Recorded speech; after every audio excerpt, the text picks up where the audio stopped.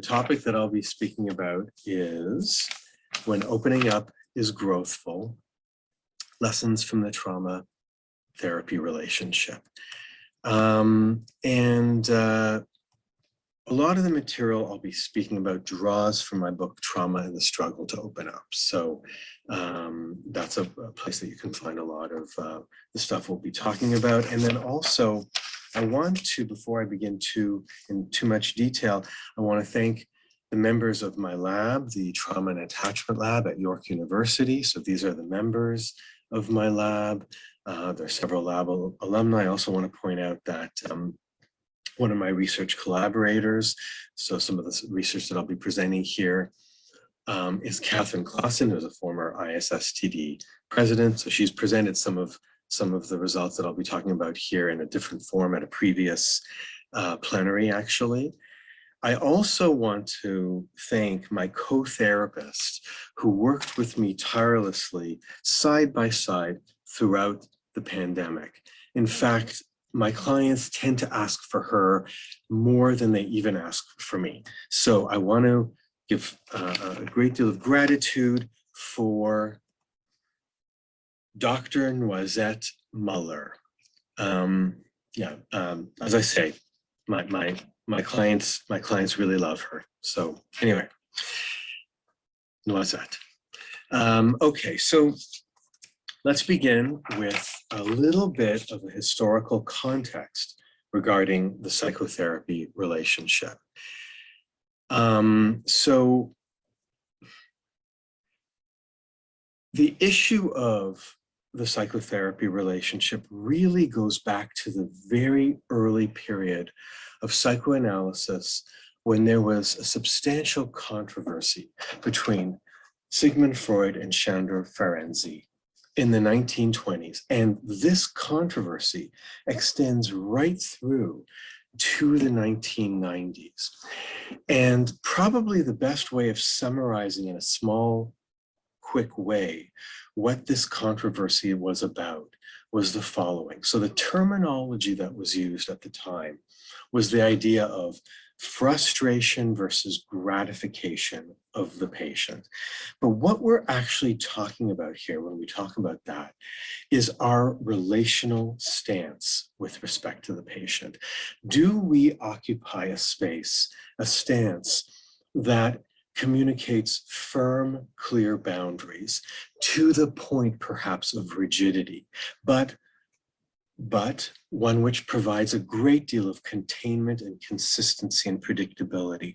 Or do we engage in a relational stance that communicates relational authenticity, but one where perhaps the boundaries are a little bit looser? And what we had was classical psychoanalysis firmly standing on the side of clear boundaries, a very good therapeutic frame, a solid therapeutic frame, one where there is a great deal of neutrality in the relationship, or at least an attempt for neutrality.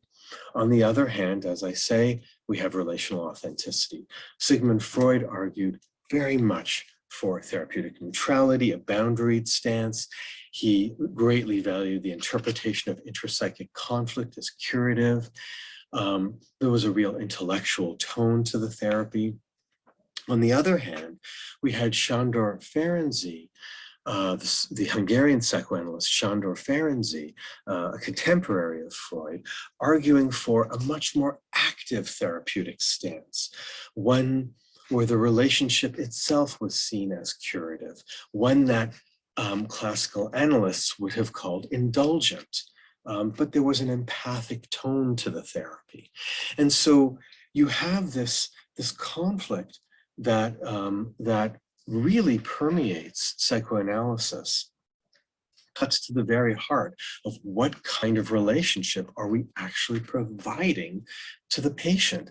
Freud in 1912 likened the psychoanalyst to the surgeon who puts aside his or her own feelings, including that of human sympathy, and concentrates the mind on one single purpose, that of performing the operation, right? Okay, so And much has been made about this quote. There have been different interpretations of the quote itself, with many saying, well, you know, Freud meant this, Freud meant that. But there's no question that classical analysis definitely stood on took a certain position with regard to the therapeutic relationship. Sándor Ferenczi in 1930 emphasized other things, and he worked with shell-shocked soldiers in World War I.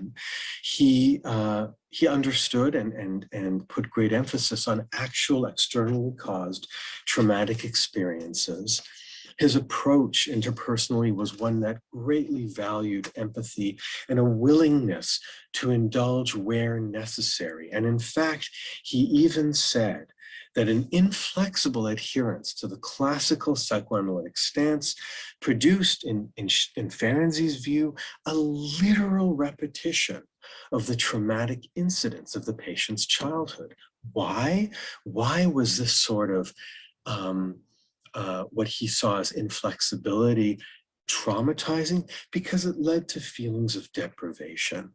Okay, and we can see that that is a criticism of classical psychoanalysis. Now, this conflict runs through the 20th century, through most of the history of modern clinical psychology and modern psychiatry.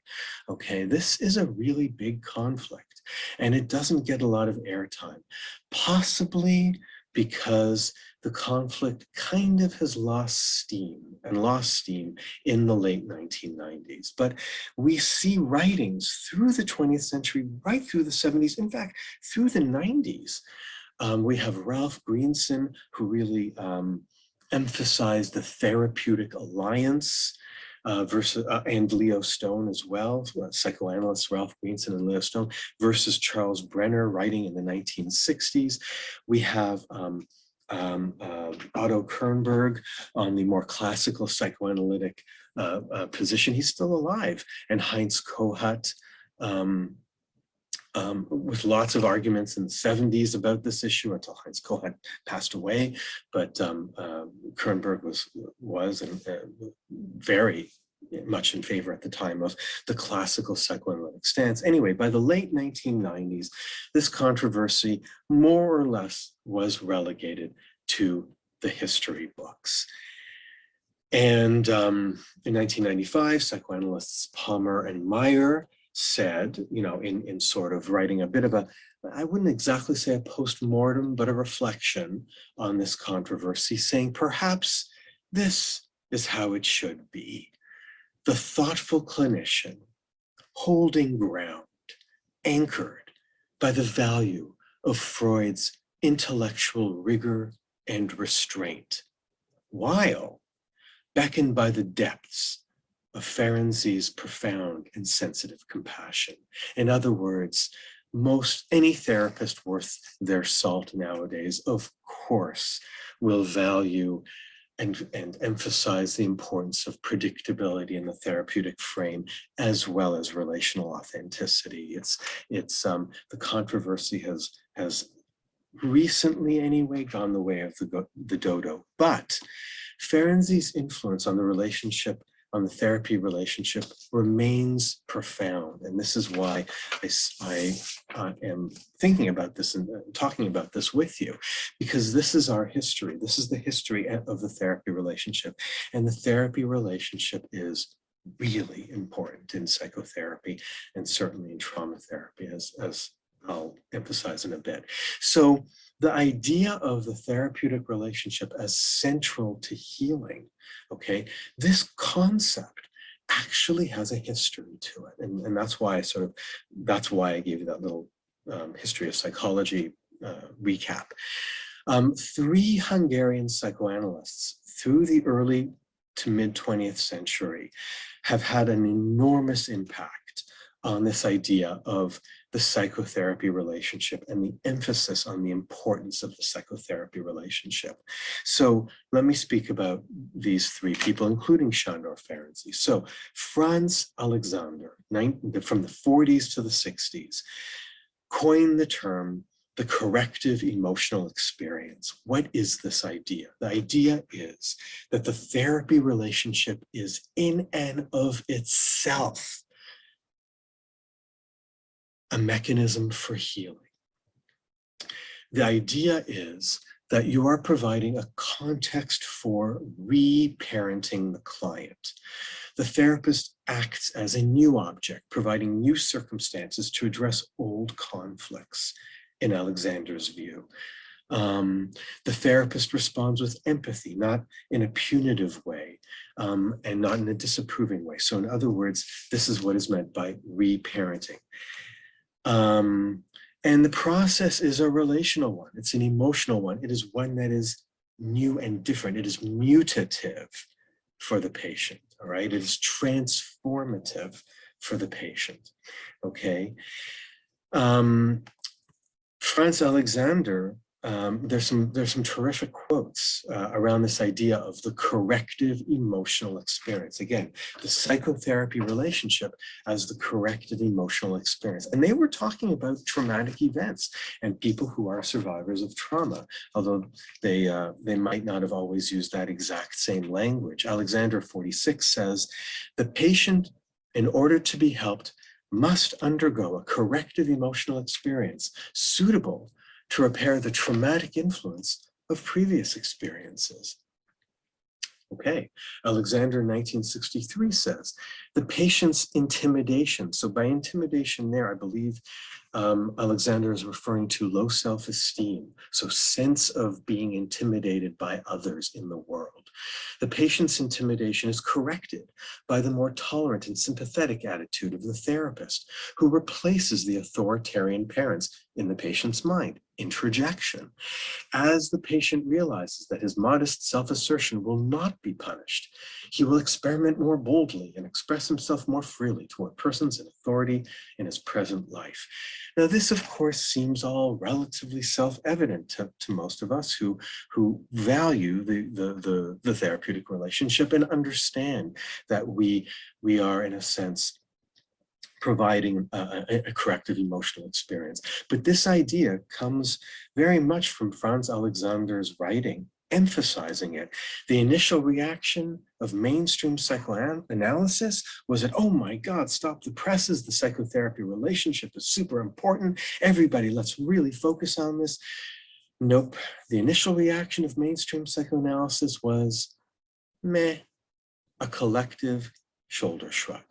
They did not seem to care all that much. Alexander was seen as a little bit of a, fringy, weird guy. Sándor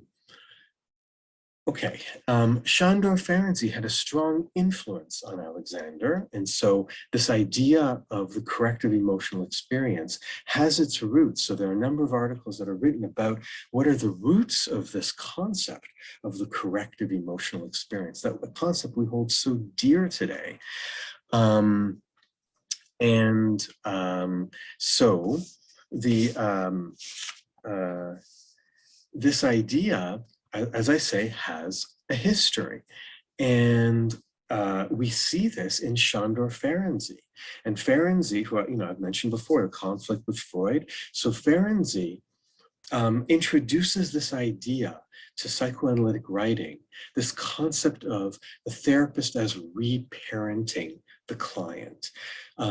So again, Alexander didn't get this idea in a vacuum, and he worked with Ferenczi. I mean, they all kind of influenced each other at the Berlin Polyclinic, which was actually a really interesting place, a free clinic that a number of psychoanalysts worked at, including Melanie Klein, and they put in hours there and had to do therapy much more quickly because it was, as I say, a free clinic. And anyway, there's really interesting stuff that came out of the Berlin Polyclinic. But anyway, there was a lot of cross-fertilization of ideas, and Ferenczi's concept of reparenting was floated around. And Ferenczi in 1930, I believe it's either in his Confusion of Tongues article or his article on relaxation, but he does a case study and talks about how the patient, he says, he does a case study and says the patient had to be allowed for a time to have his way like a child and to partake for the first time in their lives, for the first time in their lives, the advantages of a normal nursery. So he's talking about the psychotherapy room. He's talking about the consultation room, and he's likening it to a child playing in a nursery. And the therapist occupies the space of the caregiver, of the person who provides love and indulges the emotional needs of the individual. Again, this seems fairly self-evident to us today, but it's not self-evident. And this was also not something that was accepted by mainstream psychotherapy at all. So the idea of the psychotherapy as an opportunity for a normal relationship, that idea was a weird idea at the time. Okay, and Michael Ballen, the psychoanalyst Michael Ballen, also again, all these guys are Hungarian psychoanalysts. I don't know, they were Hungarian and they were analysts, and everybody ignored them. I don't know why, but they did. Anyway, I'm sure there's a history there. Michael Ballen, who also worked with Franz Alexander, again, influencing this idea of the corrective emotional experience, psychotherapy being the corrective emotional experience. He had his own language that he used, that he talked about the idea of the new beginning. And here he's referring to new relational capacity. And so what does he say? What are Michael Ballen's words? So, Michael Ballen, the guy who developed Ballen groups, so he talks about the patient gives up in psychotherapy, bit by bit, his accustomed ways of loving and hating, and begins anew to love. Okay, so this idea of learning how to love, all right? It doesn't get much more emotional and connected than that, right? That's what the therapist and client relationship does. It teaches in the reality of the consultation room, the client to feel what it feels like to feel loved and hate as well. I mean, all of it. What else does Michael Ballen say? The patient constructs in treatment a new object, different from the old one, introjected on the basis of sometimes very painful experiences with parents or other figures in the individual's past. So the old object was introjected on the basis of these very painful, traumatic experiences in the person's past. And in therapy, the client constructs a new one from different from the old one. So again, the idea of the therapist being in contrast to earlier caregivers.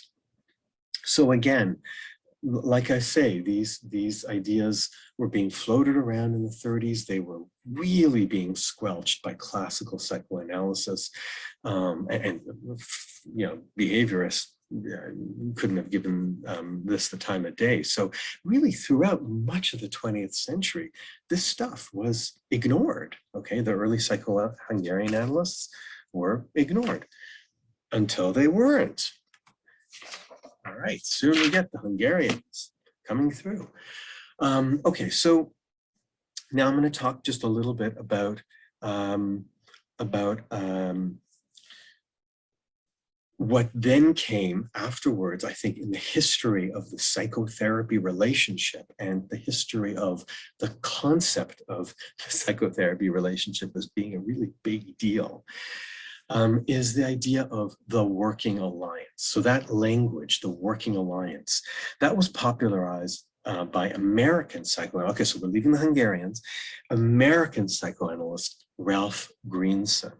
He was kind of psychoanalyst for the stars. He psychoanalyzed he analyzed Marilyn Monroe and other famous people, but he had some phenomenal writing, including the importance of the real relationship in psychotherapy and the working alliance. And he saw these as essential conditions for therapy. Greenson in '67 refers to the analyst as a human. Well, that's an interesting idea, a human rather than austere and aloof. What's the idea here? The idea here is that it's okay to express sympathy and sadness in real time with our clients. Okay. It's okay, for example, to laugh at the client's jokes. You know, the fact that he had to say this is so interesting, all right? I mean, the fact that this actually had to be said, right? Again, what was the analytic community's response? Well, Charles Brenner in 1979, as recently as 1979, I was in grade 9 in 1979. This isn't that long ago, is it? Anyway, Charles Brenner says, I'm convinced that the concepts of Therapeutic Alliance and Working Alliance are neither valid nor useful. In analysis, resistances are best analyzed, not overcome by suggestion or by some corrective emotional experience. Okay, the sarcastic tone is all mine. Okay, that's I added all that in. I have no idea what tone he wrote it in, but you get the idea, right? It's clear psychoanalysis, at least classical analysis, is not impressed.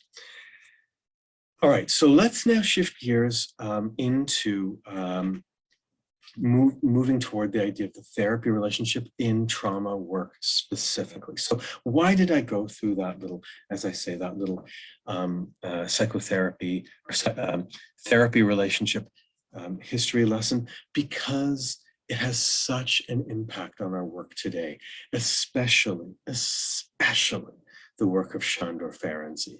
That's really where I think the psychotherapy relationship has moved, and where understanding what Ferenczi wrote and understanding the history can be so instructive in terms of thinking about where we want to put ourselves in relationship to the client. The therapy relationship in trauma work is fundamental. Why? Because trauma affects relationships.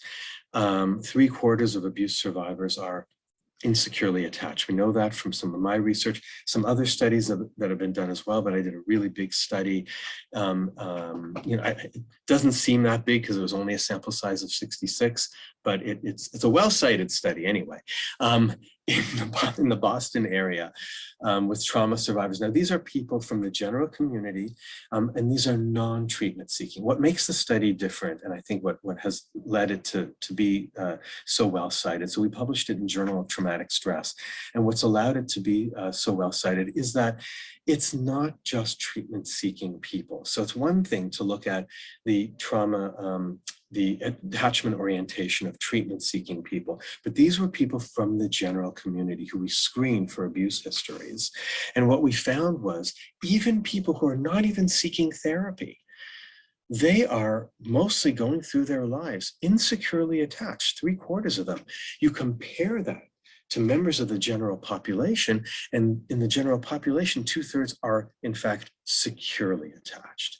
Okay, so trauma places you at great risk for insecure attachment. So trauma really affects relationships. And the therapeutic relationship can make or break trauma therapy. There are many examples in popular literature of trauma therapy failures. And I'm going to give you one example because I think it's so beautifully written. Now, this is an example of, again, the therapy relationship failing in trauma work, okay? The therapy relationship failing in trauma work. And I describe this in my book, Trauma and the Struggle to Open Up. And what I'm describing is the work of David Morris, an autobiography that he wrote called The Evil Hours, where he talks about his experiences in trauma therapy, okay? So, so this is me writing from Trauma and the Struggle to Open Up. David Morris felt traumatized by his therapy. A former Marine infantry officer, he had narrowly escaped death several times, including once by an IED, an improvised explosive device in southern Baghdad in 2007. Morris realized he needed help years later, after he found himself pacing the lobby of a movie theater, scrutinizing people's hands, fearing that they were carrying weapons. He had been watching a movie with his girlfriend. There had been an on-screen explosion, and he bolted out. About a year later, symptoms weren't lifting, and Morris went to the San Diego VA hospital for treatment.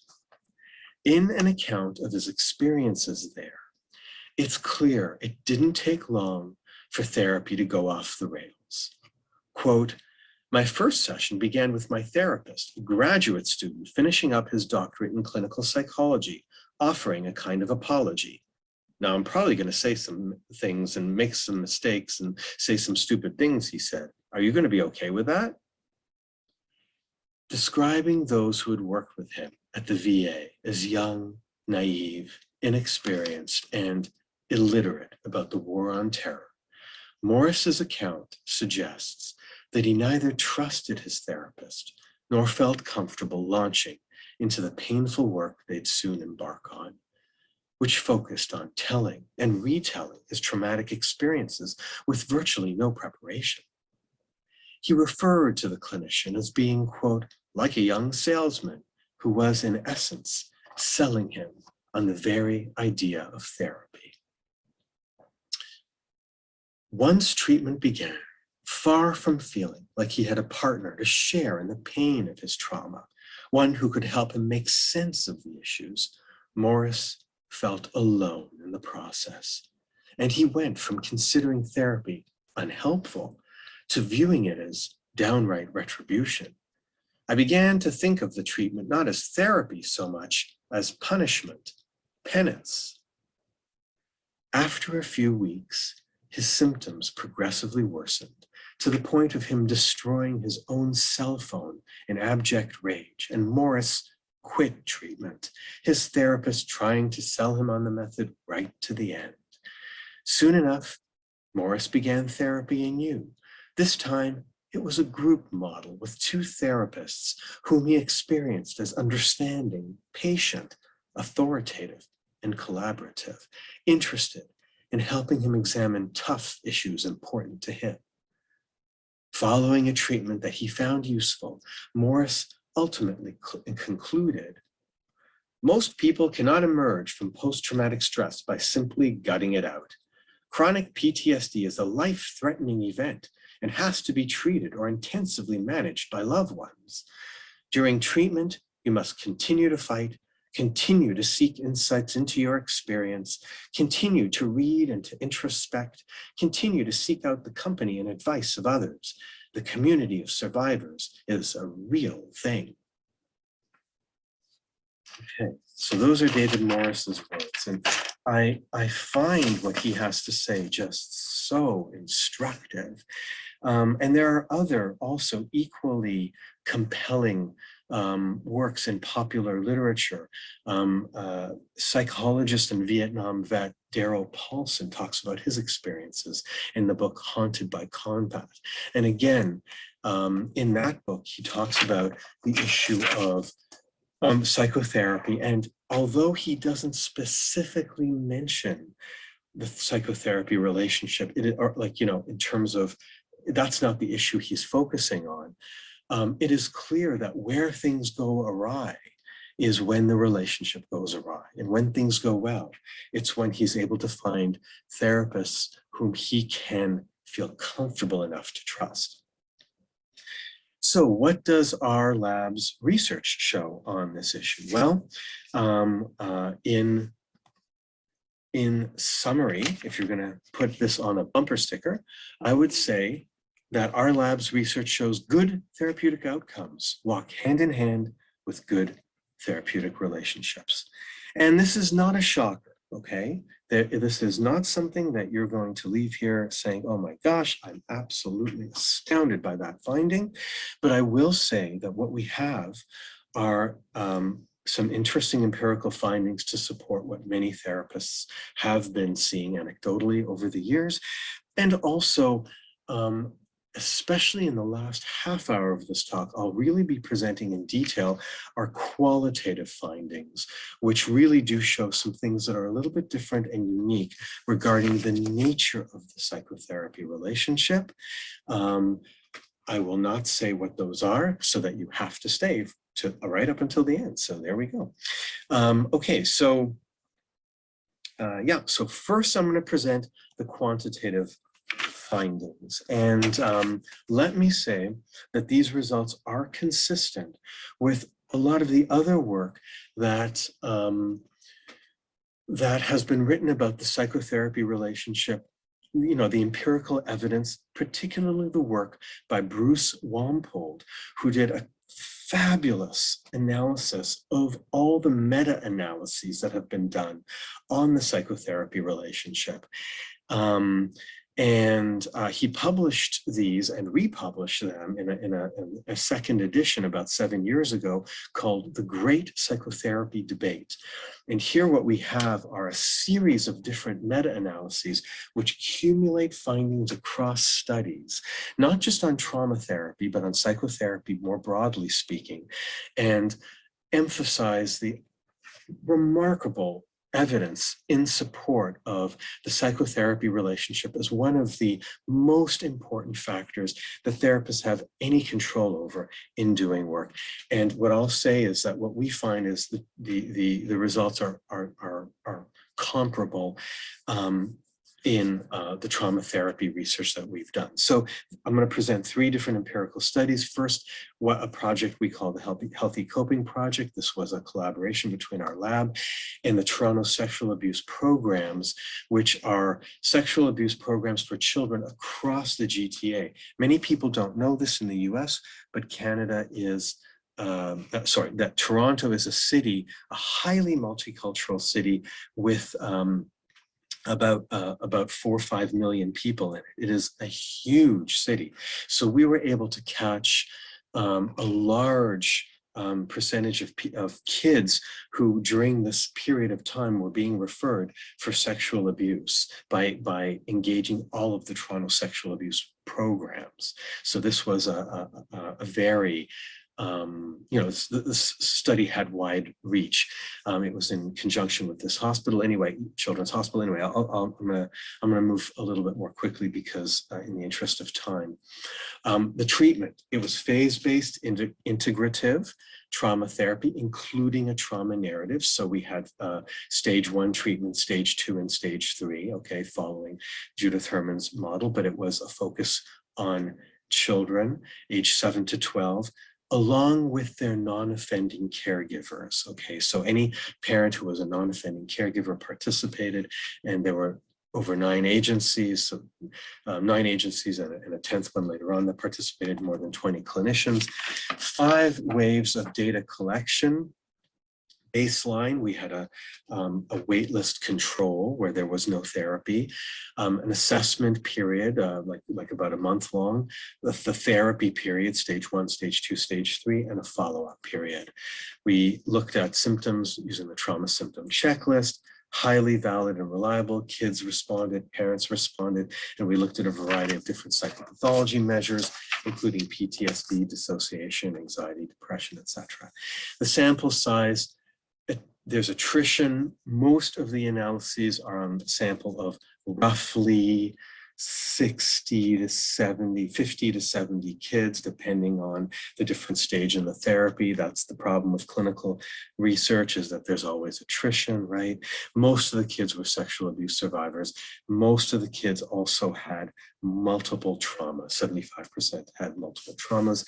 Most of the perpetrators were male, 97%. And 25% were the biological father. What were the results? Okay, so this is the reports of the children.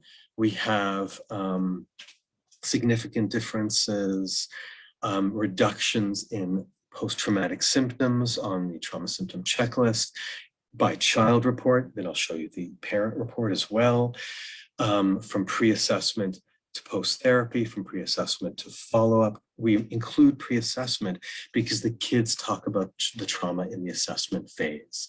So the kids, you know, briefly, but they do talk about it. And so we consider the assessment phase to be a therapeutic phase, very similar actually. And I know it's a little confusing, but although we were using it to assess, there was a lot of empathy, a lot of asking the child about you know, it wasn't just questionnaires. It was engaging the child. So there was a lot, it was a therapeutic assessment. Okay, so so we included that. Anyway, so we have significant differences and maintenance of treatment gains at 6 months follow-up. Okay. Similar findings when we looked at what the parents had to say. So we separated out by intrusion symptoms, arousal symptoms, and avoidance symptoms on post-traumatic stress. We've got 4 intervals, right? Because we have the period of the wait list, the period of assessment, the period of therapy, and the follow-up period. And what we have in terms of overall results, and I'll describe some of the specifics, but what we have overall is massive symptom change, not just statistical significance, but also clinical significance. And just for those of you who don't know what clinical significance means, clinical significance is much more than just P is less than 0.05.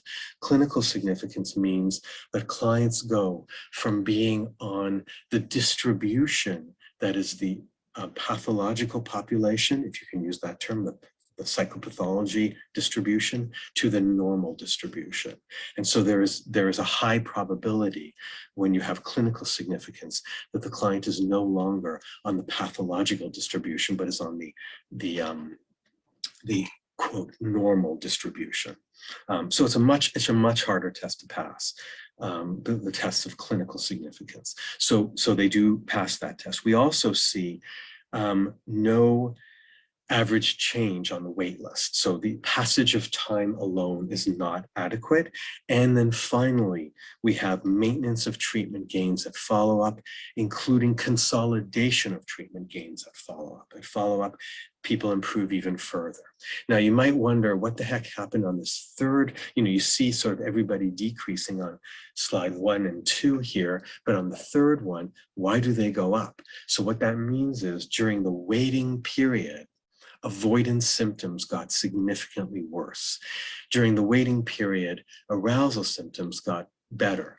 Overall, during the waiting period, there was no change in post-traumatic symptoms, but there is a caveat here that avoidance seemed to get worse during the wait list, and arousal seemed to get a bit better.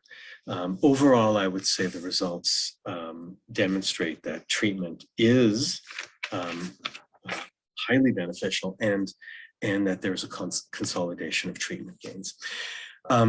On dissociation symptoms, what we have on child report is reduction all the way through, and we have maintenance of treatment gains, so no significant reduction. Caregiver report, we have reductions all the way through therapy and consolidation of treatment gains. So in other words, again, therapy, assessment therapy, and are all show dramatic reductions. During the waitlist period, symptoms do not get worse. During the follow-up period, there is maintenance of treatment gains. And during the waitlist period, overall, we don't see substantial improvement. Okay, so, all right, so, yeah. What else do I, and comparable findings on, comparable findings on depression, anxiety, etc. Okay, so what about the Therapeutic Alliance? That's what we're here for, right? So outcomes are good with some caveats, but outcomes are very strong. In a therapy where outcomes are strong, okay, so here's the question that's actually of interest to this talk. In a therapy where outcomes are strong, how do people do in regard to the Therapeutic Alliance, okay? And so what we find is, as I mentioned, strong outcomes across raters and across psychopathology and maintenance of treatment gains.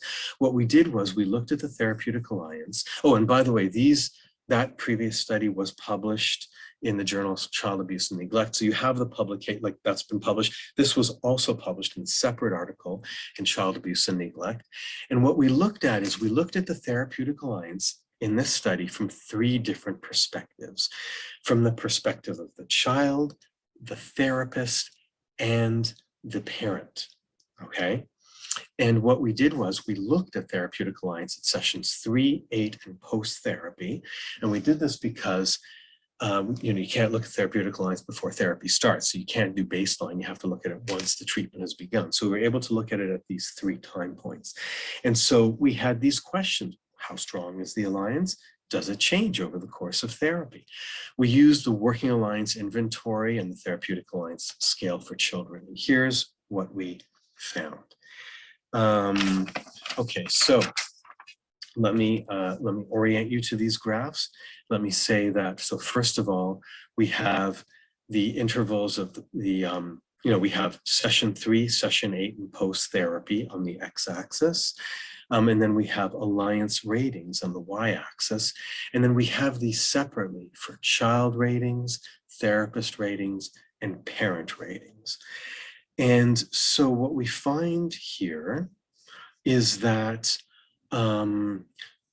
first of all, what's really important to notice is that these ratings are extremely high.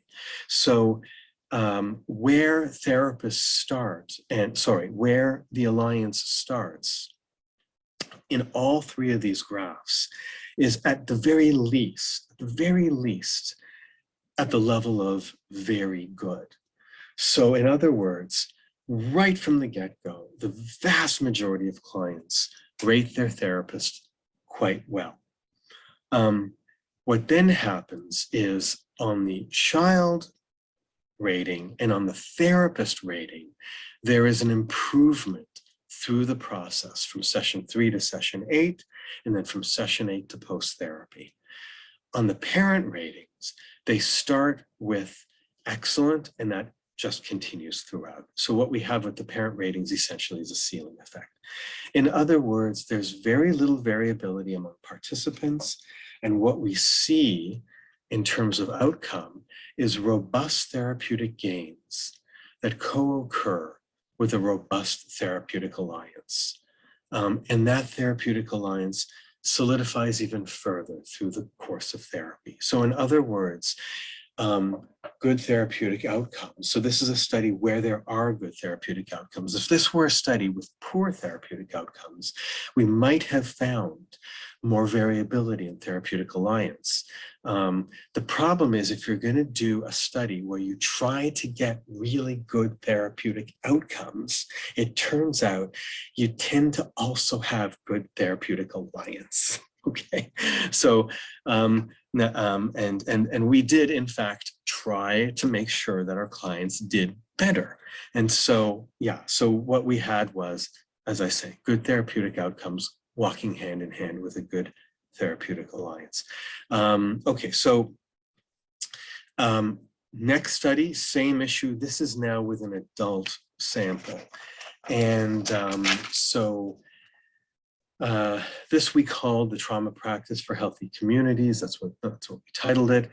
And this was a collaboration between, again, the Trauma and Attachment Lab at York University, my lab, and the Traumatology Center of Toronto. So that's the work of Anna Baranowski. So we worked together, but we worked with clinicians across Canada, with 12 clinicians in a variety of outpatient clinics. So Anna Baranowski and I conceived of this project together, but we worked with a dozen clinicians in outpatient clinics across Canada. And what was the treatment? Well, again, it's a phase-based approach, very similar to, drawing on Judith Herman's work in trauma and recovery, okay? A stage-based approach. And so it's an integrative approach, okay? One that focuses on a good, strong working relationship with the client, one that includes trauma processing, right? So it's a trauma therapy that starts with safety and stabilization strategies that are very typical, like psychoeducation and self-regulation strategies. managing one's triggers and journaling and that sort of stage 1 work, moves toward trauma processing in a very active way, and then moves toward the 3rd phase of trauma therapy, which is reconnection and connecting people to others and to parts of self, right? So very classic kind of phase-based or stage-based trauma work.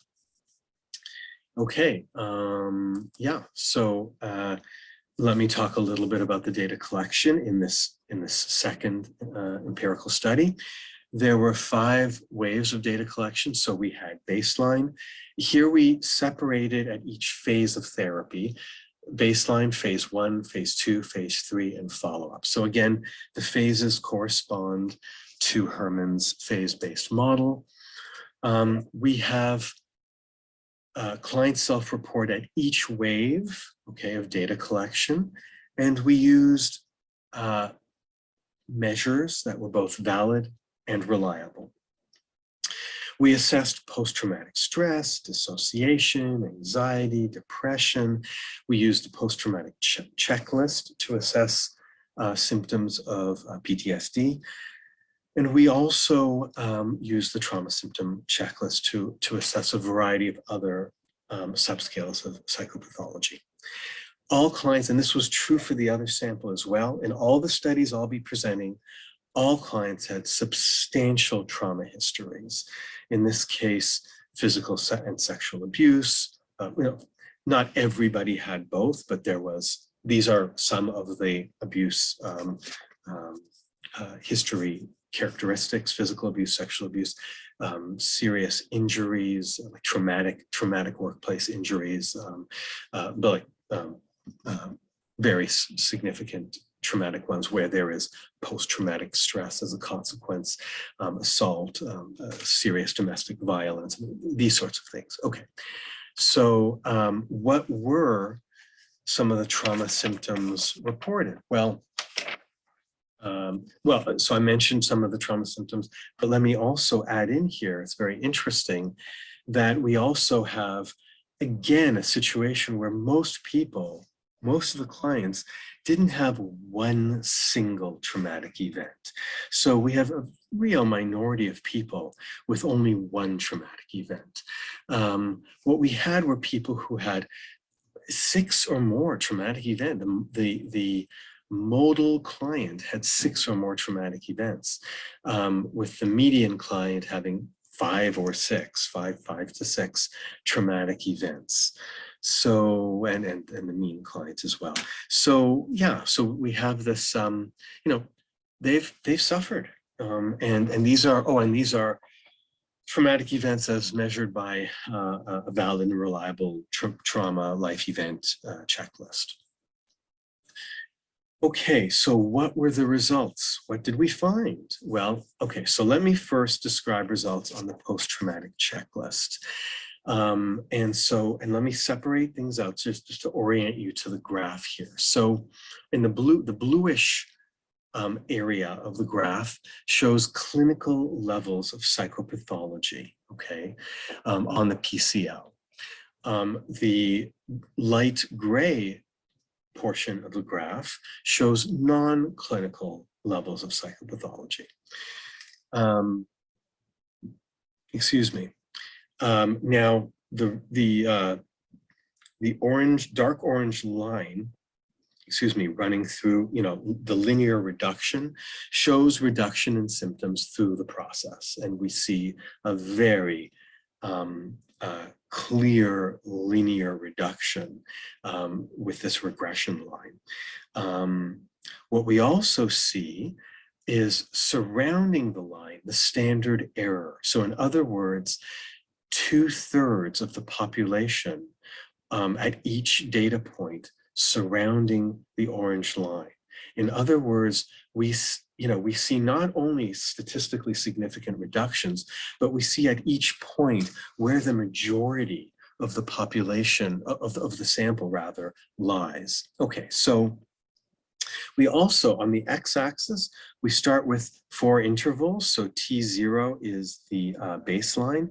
And then we have phase 1, phase 2, phase 3, and phase 4. Phase 4 is follow-up. So 6 months following treatment. So phase 1 is stage 1 of trauma therapy, stage 2, stage 3, and then T4 is 6-month follow-up. So what we see in this graph clearly is an overall reduction in symptoms, a very nice kind of linear reduction in symptoms. We also see not only statistical significance, but clinical significance. So again, what we see are, you can really illustrate how people go from the clinical population at baseline to borderline clinical, non-clinical at time 1, which is at the end of stage 1 of therapy. And then at stage 2 of therapy, so at the end of trauma processing, the majority, 2/3 of the sample is in the non-clinical is on the non-clinical distribution. By time 3, we have everybody at the end of all the therapy, everybody is in the non-clinical distribution. And then at time 4, maintenance of treatment gains. And in fact, I wouldn't necessarily say greater. We have clear maintenance of treatment gains at 6-month follow-up. The biggest problem is at time 3 and at follow-up, we've got a small sample. We have redone these analyses and we see similar findings when we look at, we've tripled the sample size. So, we start off with 32 and we go down to about, at the end of time 2, we're only at around 19 people, but again, we've redone this and we've got 20 to 30 people now, somewhere around 25, 30 people. So we have a more hefty sample size. But one thing that I'll really point out here, and that's really, really important to bear in mind, statistical and clinical significance takes into account sampling error. So the fact that the sample size is what it is here is already taken into account with the standard error of measurement there. And so in other words, taking into account that you have the sample size of what it is, we still see statistical and clinical significance. And why do we see that? Because the effect sizes are so large. In fact, the effect sizes are what, using Jacob Cohen's conventions, these are what are called large effect sizes. As an example, as a comparison, SSRIs tend to have small to medium effect sizes. So the effect sizes in this therapy are large effect sizes. So because of those substantial effect sizes, you also see you see the kind of clinical significance that you see. Okay, so those are the results. So those are what the data show. I can compare this. Oh, and again, there's maintenance of treatment gains over the course of time. These findings are highly comparable to what we found on dissociation and depression. So we looked at depression, anxiety, let's see, dissociation, even sleep symptoms. Anyway, across a variety of areas of psychopathology, the findings are highly comparable. Symptom change, statistical and clinical significance, and large effect sizes. And we even looked at workplace impairment, even there, same findings. We look at severe clinical significance levels and then the normal distribution. So, the severe being at the top there, and where clients start out in therapy, right on the borderline between clinical levels and severe levels, okay? They move down in terms of workplace impairment all the way at the end of therapy to being in the non-clinical population. Even at the end of trauma processing, they're generally in the non-clinical distribution. So strong results people clearly showing improvement and maintenance of treatment gains over time, even accounting for the sample size. So, all right, what about Therapeutic Alliance, what we're here for today? So again, as a reminder, strong outcome findings across psychopathology, maintenance of treatment gains. The Therapeutic Alliance, we looked at it here in the sample again, using the Working Alliance Inventory. And for those of you who don't know, the Working Alliance Inventory has 3 subscales: the bond between therapist and client, agreement on goals of therapy, and agreement on the tasks of therapy. So to what extent are they, in sync, therapist and client? And we looked at this after session 2, and then at each phase, after phase 1, phase 2, phase 3, and at follow-up. And again, we asked the same kind of questions: how strong is the alliance, and does it change over the course of therapy? And what we find is very interesting. So again, we looked at, so let me orient you to this graph. So let me say that, on the x-axis, we have baseline, and then, end of phase 1, end of phase 2, end of phase 3, and then follow-up, right? So 6 months follow-up. We also have 3 lines, or three graphed lines, and those represent the bond. The orange line is the Working Alliance bond, and then there's a goal agreement and task agreement. And what we find across all of them, again, at time 0, so at baseline, people report a 6 out of 7 on this scale. So in other words, they already are reporting excellent, very, very good to excellent. I don't remember what 6 is, but it's like very good, and 7 is excellent. They're reporting already at least in the very good, if not excellent, right up to excellent as time goes on, ratings. So excellent, very good to excellent ratings that increase further over the course of therapy. Again, basically, we have ceiling effects. We have people who, in a good therapy, so in a therapy where people will improve and do improve substantially, what we have is a good alliance at the start, and an alliance that tends to solidify even further over the course of therapy. So in other words, robust therapeutic gains that co-occur with a robust therapeutic alliance that further solidify over the course of treatment. I hope that that's clear. Let's see if there's anything else I need to say about that. No, I think that pretty much clarifies that. Okay, so let me now move toward our 3rd study. So again, similar findings. And again, I want to make sure that I have enough time to really get, so again, none of this is earth-shattering, okay? It's consistent with previous research on the, I wrote a study in the mid-90s called Therapeutic Alliance Early Indicators, Course, and Outcome. And then we were talking about similar kind of, it wasn't a trauma study, but it talked about early indicators of the alliance and the process of the alliance over time.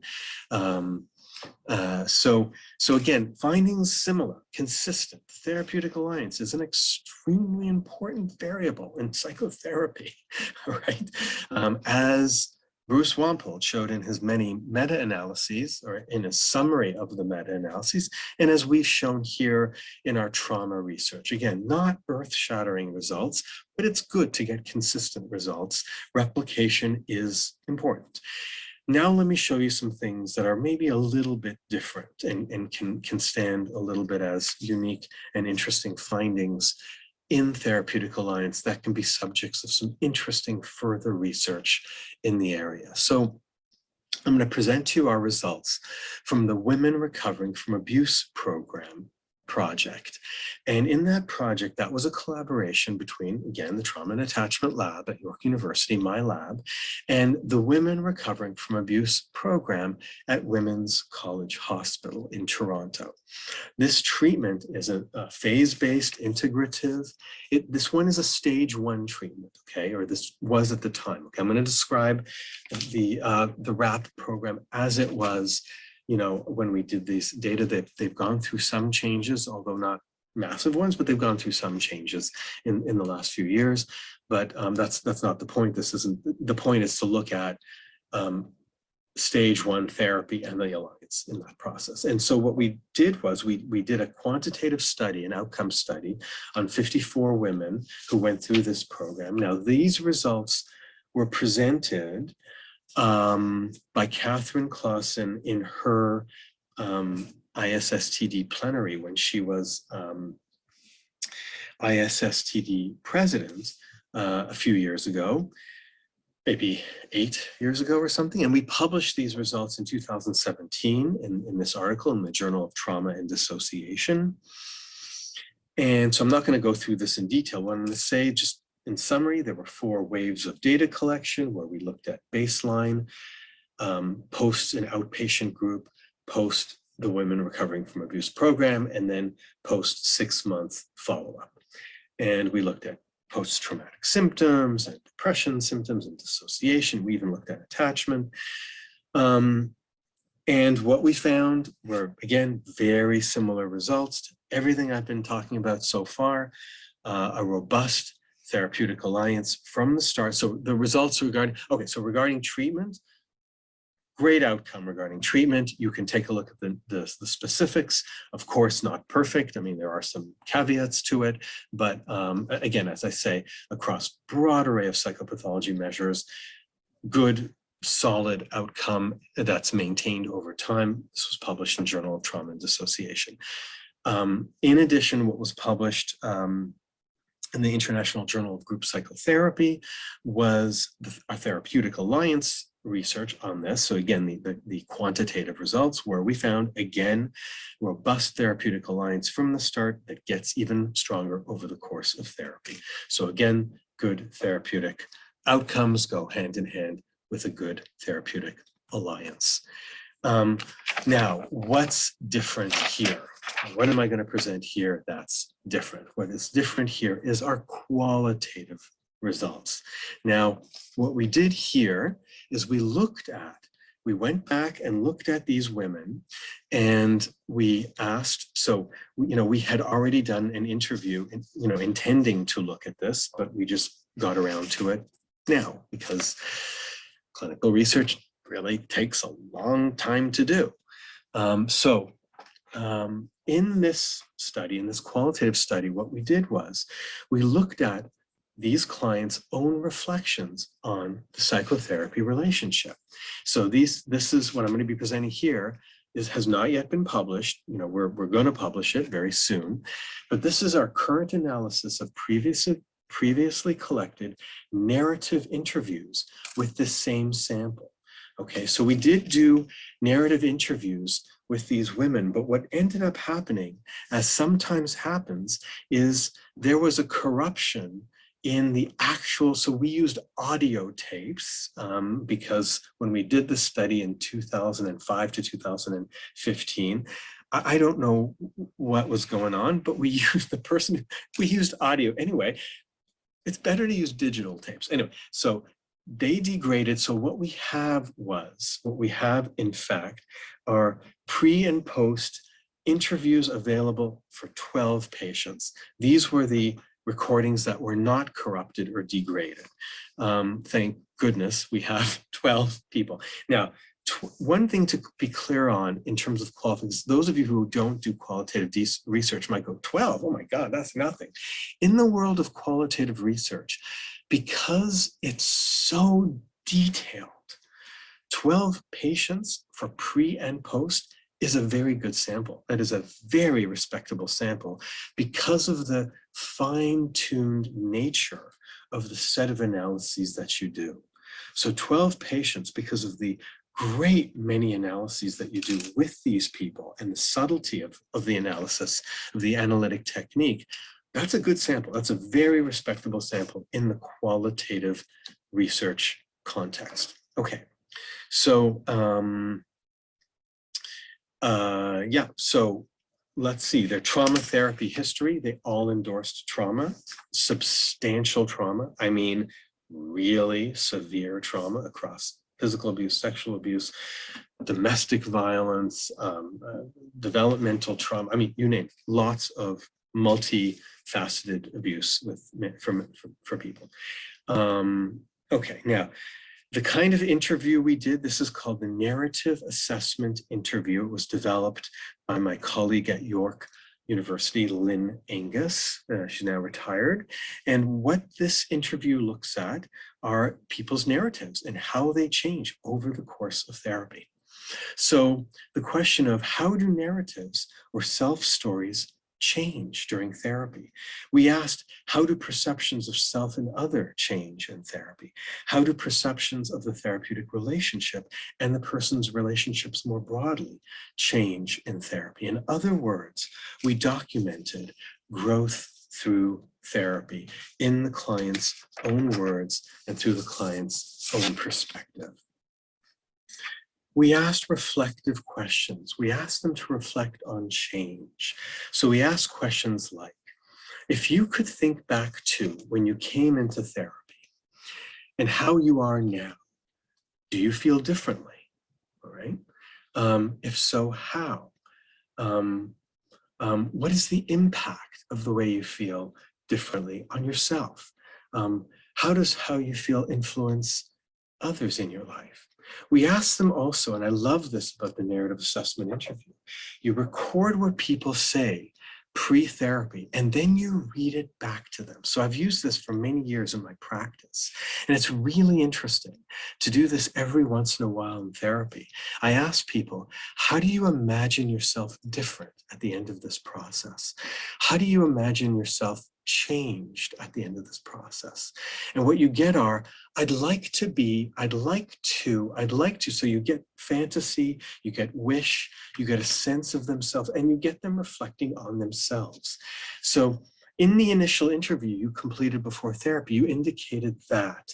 How do you, what's your reaction to that now? How do you feel now about what your pre-therapy words are? You get them to reflect also on the therapeutic relationship. You ask them, we'd like to ask you about a therapist you worked with in RAP. We invite you to think about the one clinician who's made the greatest impression on you, regardless of what that impression is. So they were free to say that they hated the therapist's guts and they were the worst therapist in the world. They could have said that, they didn't, but they could have said that. We also asked them for specific incidents. In other words, we asked for autobiographical memory. Why? Because affect is much more attuned to autobiographical memory. We asked them for internal experience, perception of change. We asked them to mentalize. Okay, we asked them to mentalize. So in other words, we ask clients to reflect on their self-states, to look inside, to mentalize on their own motivations, to reflect on their model of relationships or attachments, and to reflect on change in psychotherapy, okay? Or on their therapy, rather. So very much a specific question that ties them to their own experience of change in this process. Now, to facilitate neutrality, we had to make sure we asked open-ended questions. We didn't want to stack the deck. All right, so we had to, and we also made sure that we used blind interviewers. So it was never the therapist who interviewed clients. All right, never. The therapists who did the interviewing were trained to stay neutral, right, in order to reduce any kind of potential for suggestibility. And then the coding, and this is the thing with qualitative research, it's always a method that uses a terribly complicated coding system. I'm not an expert specifically in the coding system of qualitative research, but we did have an expert consulting on the project who worked with Sarah. So this is all This was done in the context of Sarah Rapenda's dissertation. Many of you know Sarah and love Sarah. She's a wonderful person.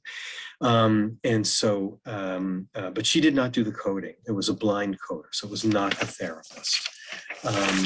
Sarah was also not the therapist. So we had blind coders, and so let's take a look at what the results are. And what we will do is we'll focus on change, growth, and the Therapeutic Alliance, because there are a number of different findings I could focus on here. But these are the areas we want to, that are most relevant to us here today.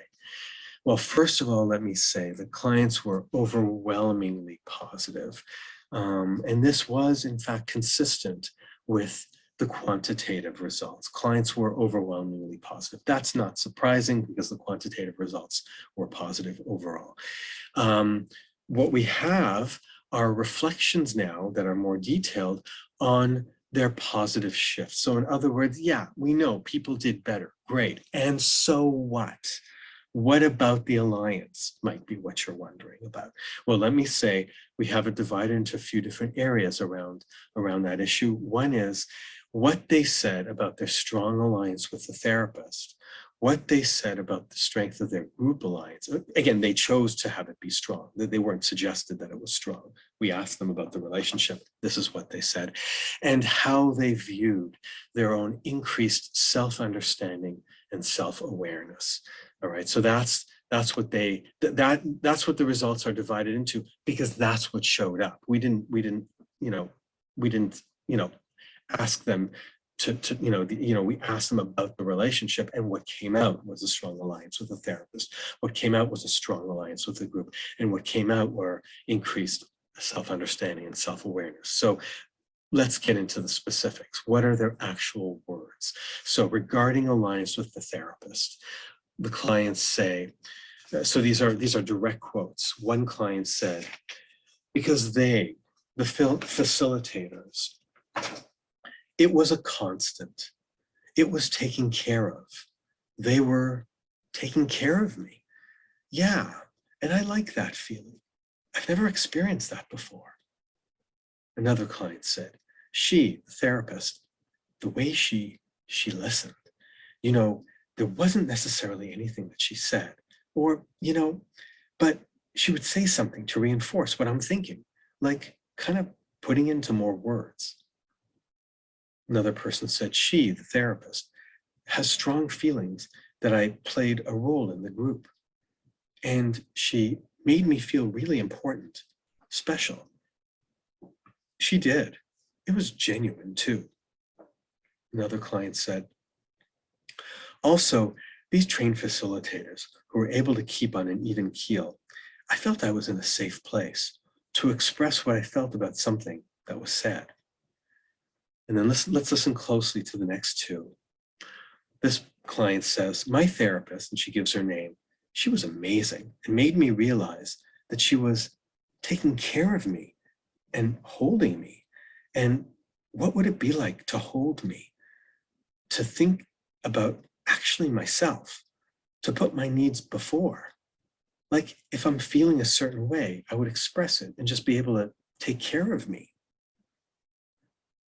And then the next one says, I think she's a marvelous counselor. And, it's always like she's been, in a sense, mothering me. And this helped. I think she's younger than me too, but she's worked with me for a year, and she's taught me things that a mother should have taught me.